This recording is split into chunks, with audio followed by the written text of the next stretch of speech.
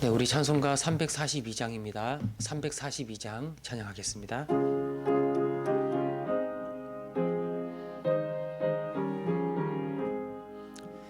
너 시험을 당해 죄 짓지 말고 너 용기를 다해 곧 물리치라. 너 시험을 이겨 새 힘을 얻고 주 예수를 믿어 늘 승리하라. 우리 구주의 힘과 그의 위로를 빌라. 주님 내 편에 서서 항상 도우시리. 내 친구를 삼가 잘 선택하고 너 언행을 삼가 늘 조심하라. 너 열심을 다해 늘 충성하고 온 정성을 다해 주 봉사하라. 우리 구주의 힘과 그의 위로를 빌라. 주님 내 편에 서서 항상 도우시리. 잘 이기는 자는 상 받으리니 너 낙심치 말고 늘 전진하라. 내 구세주 예수 힘 주시리니 주 예수를 믿어 늘 승리하라. 우리 구주의 힘과 그의 위로를 빌라. 주님 내 편에 서서 항상 도우시리. 아멘.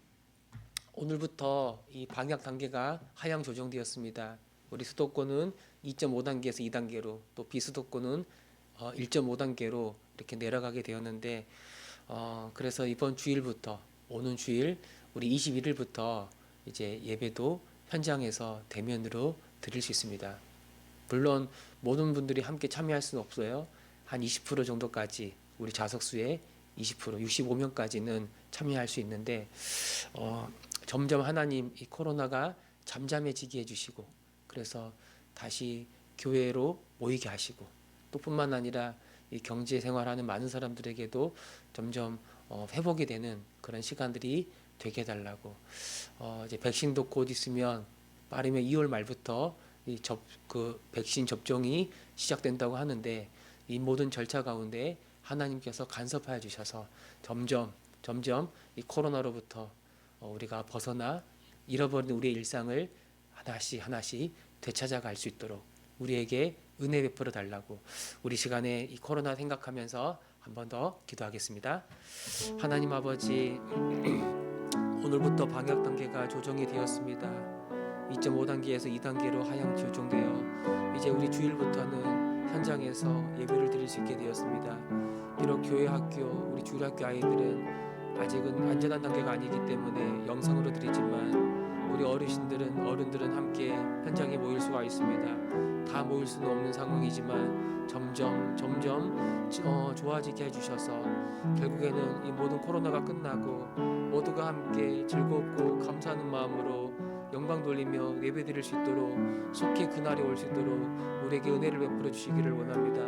경제적으로 큰 고통을 겪는 많은 사람들이 있었습니다. 지금도 이것 때문에 그 어려움에 헤어나오지 못하여 방황하는 사람들이 너무나 많이 있는데, 그들을 불쌍히 여겨주시고 감당할 수 있거나 또 피할 수 있는 길을 열어주셔서 하나님, 다시 한번 자신의 삶을 주 앞에 올려드리며 주의 영광을 위하여 힘있게 달려갈 수 있는 주의 사랑하는 자녀들이 되게 하여 주옵소서.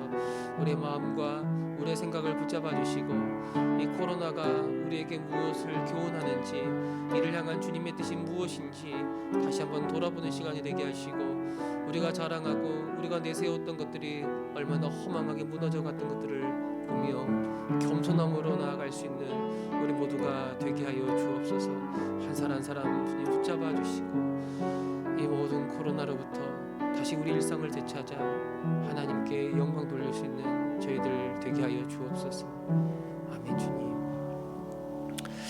하나님 아버지, 오늘부터 방역 단계가 하향 조정이 되었습니다. 하나님, 서서히 코로나를 극복하고 이 정복할 수 있도록 우리에게 은혜를 베풀어 주시기를 원합니다.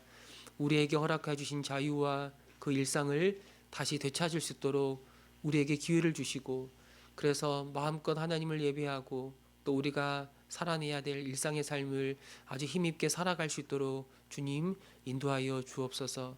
하나님, 이 코로나를 향한 주님의 뜻과 계획이 정확히 무엇인지 우리는 알 수 없지만, 그러나 이 회복의 과정 속에서 다시 한번 하나님의 마음을 품게 해주시고, 혹여나 하나님이 아닌 다른 것들을 붙잡고 높아졌던 우리의 생각과 우리의 마음들이 있다면 이 기회를 통해서 철저히 낮아지고 주님 앞에 겸손함으로 설 수 있도록 우리의 마음과 생각들을 주장하여 주옵소서.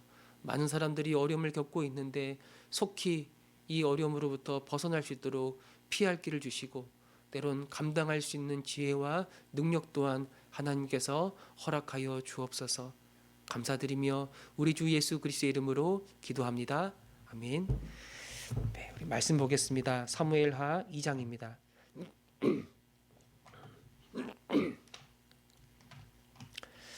사무엘하 2장 24절에서 32절입니다. 24절에서 32절 말씀 우리 한 절씩 교독하겠습니다. 요압과 아비새가 아브넬의 뒤를 쫓아 기브온 거진 땅의 길가 기야 맞은편 암마산에 이를 때에 해가 졌고, 베냐민 족속은 함께 모여 아브넬을 따라 한 무리를 이루고 작은 산 꼭대기에 섰더라. 아브넬이 요압에게 외쳐 이르되, 칼이 영원히 사람을 상하겠느냐? 마침내 참혹한 일이 생길 줄을 알지 못하느냐? 내가 언제 무리에게 그의 형제 쫓기를 그치라 명령하겠느냐? 요압이 이르되, 하나님이 살아계심을 두고 맹세하노니 내가 말하지 아니하였더라면 무리가 아침에 각각 다 돌아갔을 것이요 그의 형제를 쫓지 아니하였으리라 하고, 요압이 나팔을 불매 온 무리가 머물러 서고 다시는 이스라엘을 쫓아가지 아니하고 다시는 싸우지도 아니하니라. 아브넬과 그의 부하들이 밤새도록 걸어서 아라바를 지나 요단을 건너 비드론 온 땅을 지나 마하나임에 이르니라. 요압이 아브넬 쫓기를 그치고 돌아와 무리를 다 모으니 다윗의 신복 중에 19명과 아사엘이 없어졌으나, 다윗의 신복들이 베냐민과 아브넬에게 속한 자들을 쳐서 360명을 죽였더라. 같이 읽겠습니다. 무리가 아사엘을 들어올려 베들레헴에 있는 그의 조상 묘에 장사하고 요압과 그의 부하들이 밤새도록 걸어서 헤브론에 이른 때에 날이 밝았더라. 아멘. 이 사울이 죽은 다음에 사울의 집안과 이 다윗의 집안의 이 전쟁이 일어납니다. 시작되었습니다. 이 사울 진영의 군사령관 아브넬과 이 다윗 진영의 군사령관 요압, 이 요압의 군대가 서로 충돌하는 거예요. 그리고 이때 요압의 동생 아사엘이 다윗 진영이죠. 다윗의 군사령관 요압, 그의 동생 아사엘이 아브넬을 추격하다가 결국 창에 찔려 목숨을 잃게 됩니다. 왜 아사헬은 아브넬을 잡아 죽이려고 했는가? 사실 이 모든 내전, 이 모든 전쟁의 그 원인이 바로 아브넬이었기 때문입니다. 이 아브넬은 하나님이 다윗을 하나님께서 기름 부어 이스라엘의 왕으로 세웠다는 사실을 알고 있음에도 불구하고 이를 거절하고 이 사울의 아들 이스보셋, 남아 있었던 사울의 아들 이스보셋을 이 꼭두각시 왕으로 앉혀놓고 그 스스로 왕 노릇하고 있었다는 거예요. 바로 이 모든 내전, 이 모든 동족 간의 끔찍한 전쟁의 그 원인이 바로 아브넬의 그 탐욕, 그 정치적 야망 때문에 시작된 전쟁이었기 때문에 이 전쟁이 끝나려면 반드시 아브넬을 죽여야 된다라고 이 아사엘은 생각했던 거예요. 이 다윗의 군사령관 요압과 또 그 동생 아비새, 요압과 아비새가 또다시 군대들을 이끌고 아브넬을 추격합니다. 이 요압이 이끄는 이 다윗의 이 군대는 다윗이 속한 유다 지파의 군대들이었고, 그리고 아브넬이 이끌어가는 군대는 이 사울이 속한 베냐민 지파의 그런 사람들이었어요. 이 점점 요압의 군대가 아브넬을 포위해가고 이 아브넬과 그 군대는 산 꼭대기까지 올라가 이 더 이상 도망갈 수 있는 그 퇴로가 막혀 있는 그런 상황까지 이르게 된 거예요. 그래서 이 아브넬이 자기 편이 자기 군대가 이제 질 수밖에 없는 그런 상황이 점점 오자 그 요압에게 더 이상 나를 쫓아오지 말라라고 그렇게 말하는 거예요. 26절에 보면 아브넬이 요압에게 외쳐 이르되 칼이 영원히 사람을 상하겠느냐 마침내 참혹한 일이 생길 줄을 알지 못하느냐 내가 언제 무리에게 그 형제 쫓기를 그치라 명하겠느냐. 이 아브넬은 자기를 죽이려고 달려드는 요압에게 이렇게 이야기하는 거예요. 이 전쟁으로 인해서 결국 모든 사람들에게 이 참혹한 결과가 일어날 것이다. 그러니 이제 싸움을 그치자. 한마디로 휴전을 제안하고 있는 거예요. 그리고 또 이렇게 이야기합니다. 지금 요압 너와 너를 따르는 군대들이 추격하고 있는 사람들은 바로 너희들의 형제들이지 않느냐. 비록 지파는 달라요. 지금 요압과 그 이스라엘 아브넬을 추격하는 사람들은 유다 지파고 지금 아브넬에 속한 사람들은 베냐민 지파지만 그러나 유다 지파건 베냐민 지파건 모두가 하나님의 백성, 이스라엘 백성이지 않습니까? 근데 어떻게 형제를 죽이려고 하는가? 이제 그만 싸움을 그치자라고 그렇게 제안하는 거예요. 그런데 사실 이 모든 전쟁의 발단이 무엇입니까? 사실 아브넬 때문에 일어난 것이 않습니까?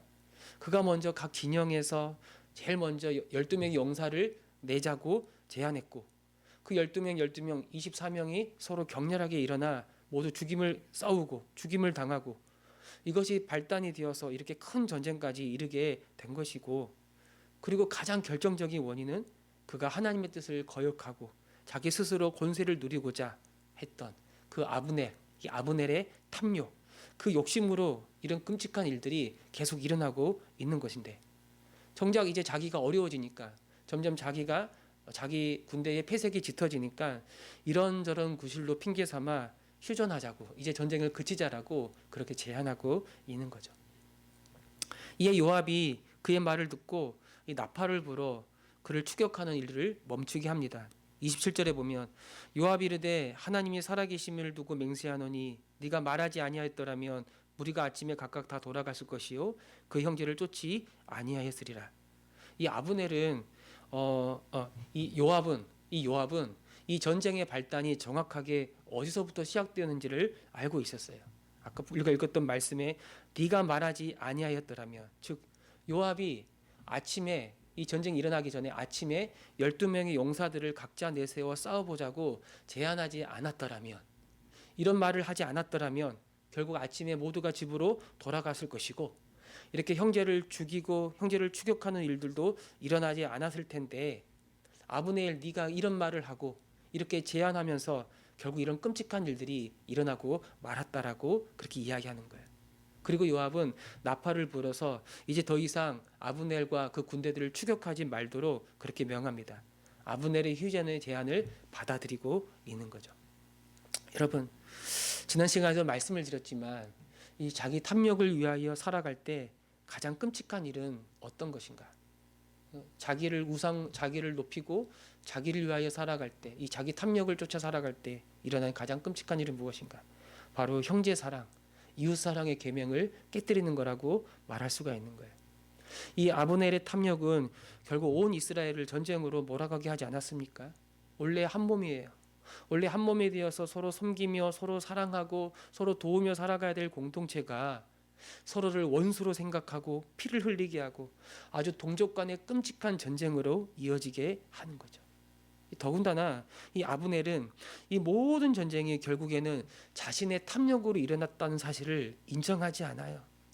자기 때문에 이 끔찍한 일들이 계속해서 일어나고 있는데 이 원인을 다른 사람 탓으로 돌리고 이런저런 구실로 그 문제의 본질에서 벗어나고자 하는 거예요. 여러분, 이 탐욕을 비롯한 이 죄의 교묘함이 이렇습니다. 항상 다른 사람 탓, 남 탓을 하면서 자기에는 아무 문제가 없다고 그렇게 생각하는 거예요. 한마디로 모든 것을 자기 중심적으로 생각하는 거예요. 심지어 뭐 다른 사람을 위하는 척, 우리 형제를 지켜야 된다라고 말하는 척하면서도 결국엔 자기에게 어떤 유익이 될 것인가를 철저히 계산하는 사람. 바로 이것이 이 탐욕에 물든 인생이라고, 어리석은 사람의 모습이라고 말할 수가 있는 거죠. 결국 이 전쟁은 아주 뼈아픈 대가를 치르고 그치게 되었습니다. 사상자가 있었지만 이 요압을 비롯한 다윗 진영은 하나님께 불순종하여 다른 왕을 섬기는 이 아브넬 진영을 상대로 승리를 거두게 됩니다. 요압은 한번 전쟁이 끝나고 나서 여러 가지 상황을 살펴보니까 19명의 군사와 그리고 그의 동생 아사헬을 잃었어요. 그리고 아브넬에게 속한 군대는 360명이나 목숨을 잃었죠. 비록 요압의 군대가 승리를 거두었죠. 그렇지만 이 목숨을 잃은 그 요압의 군대, 자기 동생이나 또 베냐민 지파의 360명의 군대들 목숨 역시, 그들 역시 모두가 다 이스라엘이잖아요. 다 하나님의 백성들이에요. 같은 동족이었기 때문에 이 승리는 아주 기분 좋은 승리가 아니라 아주 뼈아픈 승리, 아주 비참한 승리라고 말할 수가 있는 거죠. 여러분, 때론 우리의 원수와 우리의 대적이 교회 밖에 있는 게 아니라 교회 안에 있을 때가 있어요.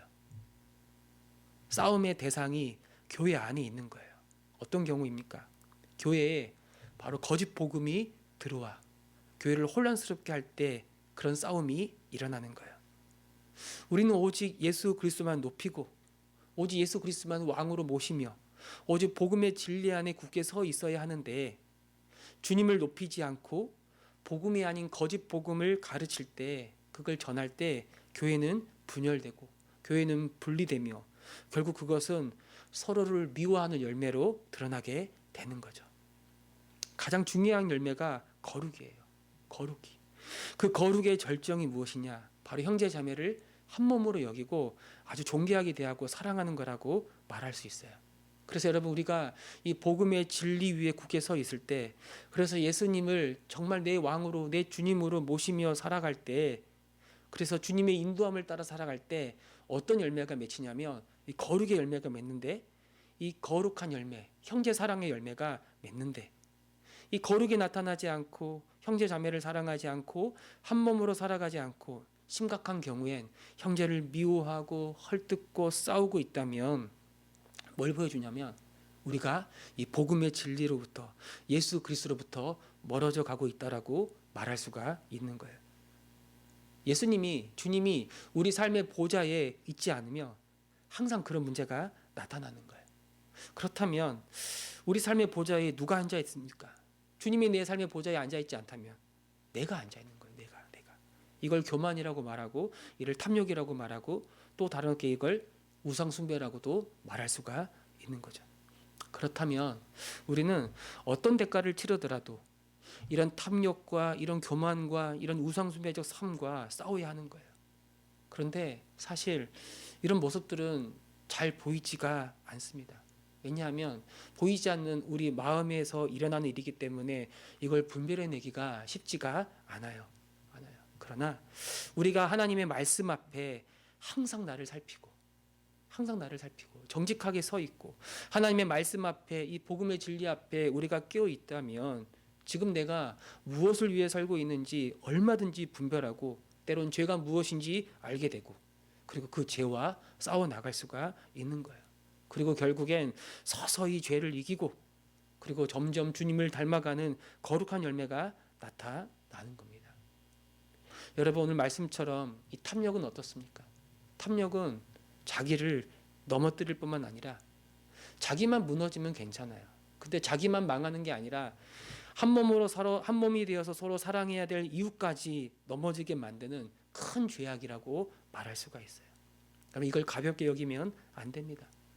날마다 내 마음과 내 중심과 내 생각을 이 하나님의 말씀으로 살피고, 이 형제 사랑을 깨뜨리는 우리의 탐욕과 우리의 정욕과 우리의 교만을 절대 우리 마음속에 허용해서는 안 되는 겁니다. 주님, 내 안에 이 탐욕과 이 정욕과 이 교만한 마음들 떨쳐버리기를 원합니다. 내가 내 인생의 주가 아니라 우리 주 예수 그리스도가 내 인생의 주이시고 나의 왕이신데 내가 어떻게 허탄하고 허망한 욕심을 쫓아 주님의 주되심을 거부하며 살 수 있겠습니까? 날마다 주의 말씀 앞에 깨어있는 자가 되게 하시고 이 죄와 싸우게 하시고 거룩한 삶의 열매가 나타나게 하시고 내가 일상에서 만나는 내 형제, 내 자매, 내 지체, 내 이웃들을 한 몸으로 섬기는 자, 한 몸으로 사랑하는 자, 그런 자가 되게 하여 주옵소서. 오늘 이것이 저와 여러분 우리 모두의 기도가 되기를 소망합니다. 아멘.